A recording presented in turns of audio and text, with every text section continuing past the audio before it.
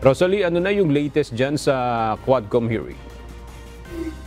Aga dumating sa Kamara si dating Senador at Justice Secretary Leila De Lima bilang isa sa mga resource person ng ika-9 na pagdinig ng House Quadruple Committee of Quadcom o ng extrajudicial killing o EJK sa nakalipas na administrasyon. Hindi makakadalo sa pagdinig si dating Pangulong Rodrigo Duterte dahil hindi mainam ang pakiramdam nito. May mensahe ang dating senador na kilalang pangunahing kritiko ng administrasyong Duterte. Well, I hope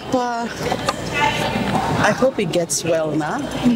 So he would have the health to face the music. So sana kita Manong Duterte, sana gumaling na kayo, magpagaling po kayo para meron kang lakas na harapin ang lahat.